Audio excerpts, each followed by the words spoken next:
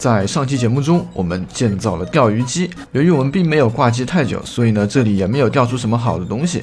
除此之外呢，这里还做了一个刷铁轨的机器，可以说是前期非常实惠的一种刷铁轨的机器，仅仅只用了一个粘液球。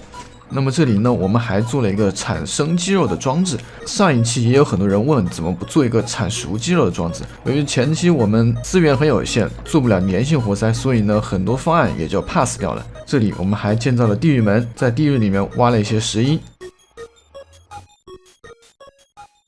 好的，我们又回来了。那么在本期节目开始之前呢，我们先来读一下上期节目中观众们留下的几个评论。那么这里呢，我先来给大家介绍一下，这里是我今天刚刚修的一个，虽然不是很大啊，不过我原计划呢是想在这里弄一片粉丝庄园，然后把观众们留下的这些评论全都贴在里面啊。当然现在还没有做什么装饰，后期我们再把这里面啊种些树，种些草，然后做一些假山什么的，再弄一些池塘，就会非常好看。那么说的好听一点呢，就叫粉丝庄园；说的难听一点，那就是粉丝墓地。好，我们先来看一下这几个评论。这边第一个啊，这个 ID 叫 SmartCuber 啊，留下的评论说，听说没有好听的烤鸡机方案。我当时也是在那个哔哩哔哩上面搜索了一下啊，烤鸡机自动烤鸡机，然后搜出来的视频全都是这样子的啊，大家可以看一下。所以我根本就没有看到你们的视频。你们如果要录视频的话，所以啊，建议你们最好取一个比较好一点的标题，这样别人才能够搜到你们的视频。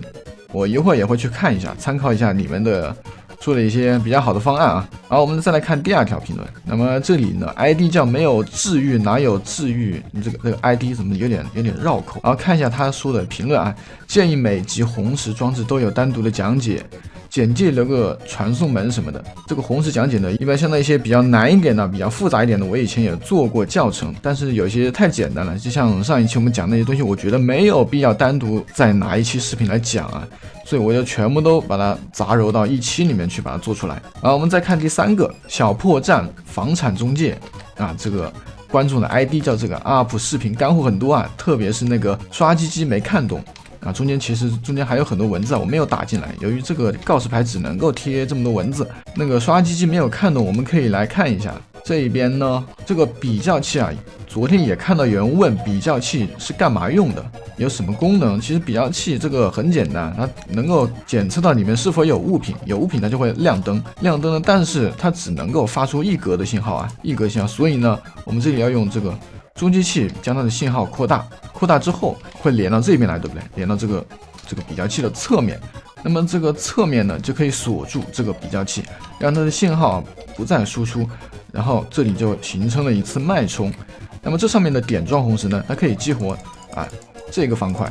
那么这个方块呢是对它斜上方充能啊，对发射器的斜上方充能，所以它是一个 BUD 位的一个充能。那 BUD， 然后这个比较器呢，同时也对它造成了一次更新啊。那 BUD 位的充能，然后加上更新，它就会把里面的东西啊射出去。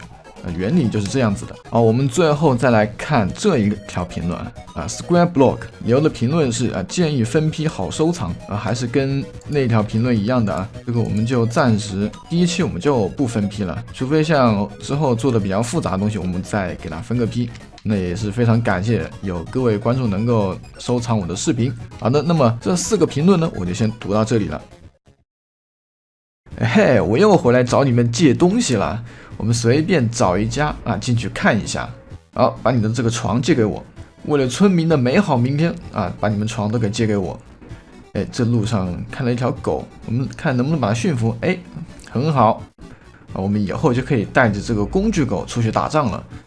那么今天呢，我们要修一个刷铁塔。我们刷铁塔就要把它建在高空中，这样刷出来的铁傀儡就可以让它掉到下面的水池里面，然后将它给处死。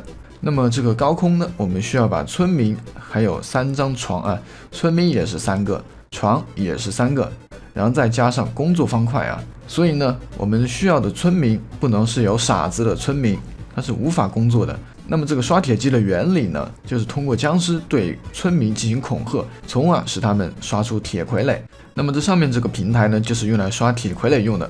我们要把这个地方啊抠一个洞，那么这个洞呢，就是做一个气泡柱，把僵尸给顶上来的位置。然后我们要把这个洞的正上方呢做一个半砖啊，这样僵尸就可以在上面上下的抽搐。这里的床我们要这样摆，放3张床，然后在地上再抠3个洞，放上村民的职业方块。好，最后一个，我们最后把顶再把它盖起来。我们还需要去地狱一趟，去那边挖一些灵魂沙。由于我们要做水电梯，这里需要一些灵魂沙，然后顺便再挖一些岩浆块。我们下期做史莱姆农场也会用到这个岩浆块。我们现在再回到刷铁塔上面，需要把上面的玻璃把它给装起来。好，我们在这里先放一个方块，然后再放玻璃。我们再来到村庄这里呢，要把村民给运回去。还给他们做了一个过山车，然后把他们送到上面去。兄弟，过山车好不好玩呢？来，让我来帮你下车。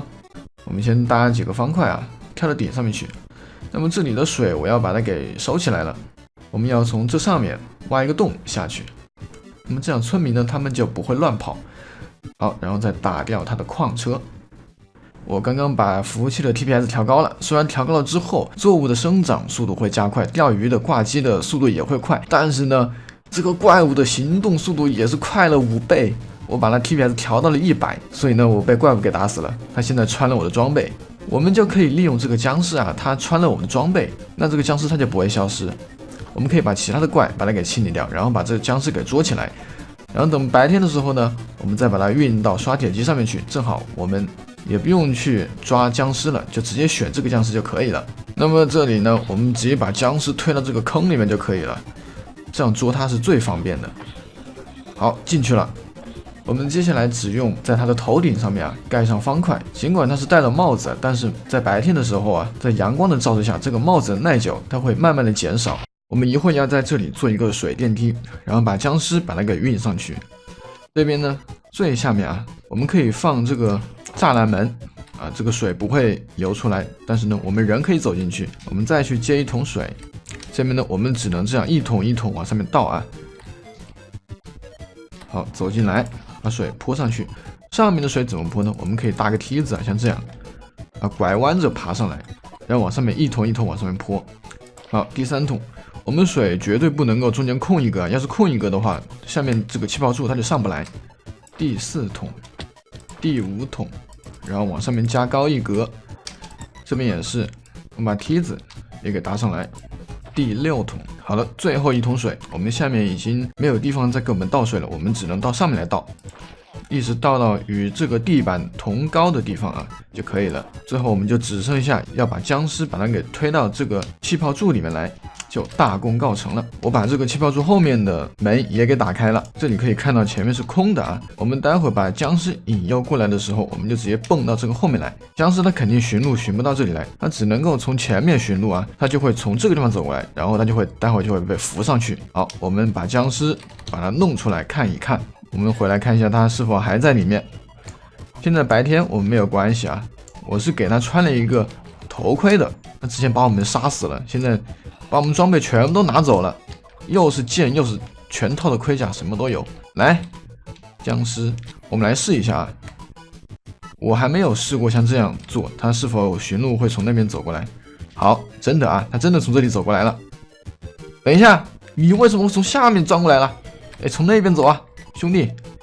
好，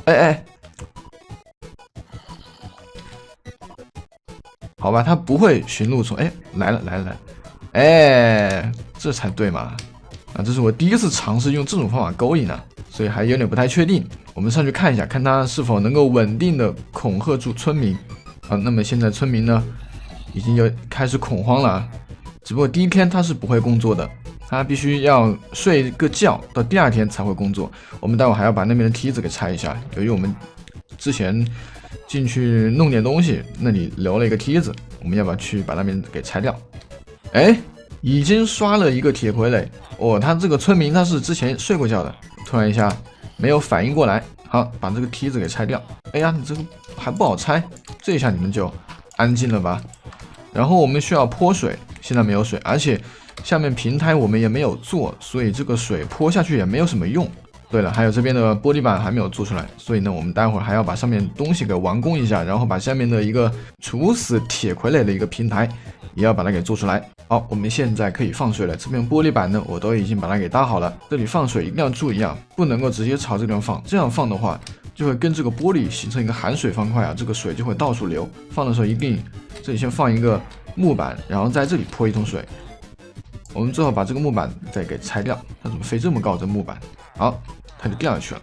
那么这个刷铁机呢，它的产量呢将近就是半分钟会产出一个铁傀儡，所以呢，这个1个小时大概的产量有300多个铁锭，所以呢，这个铁的产量还是比较可观的啊。我们做1个单元的就已经够我们用很久了，但是我们如果需要非常大的产量呢，可能还是需要多做几个单元才能够满足我们的需求。这下面冲水的地方呢，就跟以前的刷铁机的冲水的地方是一样的。当然你也可以把它做得更小一点，就不像我这么占位置啊。我们可以看到上面刷铁傀儡的地方就从那个地方刷下来，然后掉到这下面来。大家做的时候一定要注意一点呢，就这个角一定往里面靠一点，不然刷出来的铁傀儡它很有可能会掉到这个墙壁上面。然后最后要把下面再加一个用岩浆烫死的一个装置，我这里还没有做，所以呢这个铁傀儡掉到这下面去了，顺便就让它帮我杀一下怪吧。好，我们到这边来打一桶岩浆，这边地表上呢有一滩岩浆池啊，所以呢我们能够很轻易的打到岩浆，非常的方便。我们待会儿泼岩浆呢要注意什么问题呢？我们先把这4周的墙壁把它给封起来，这里用玻璃也可以，用其他的材质都可以，只不过呢这里用玻璃我们会看得更清楚一点。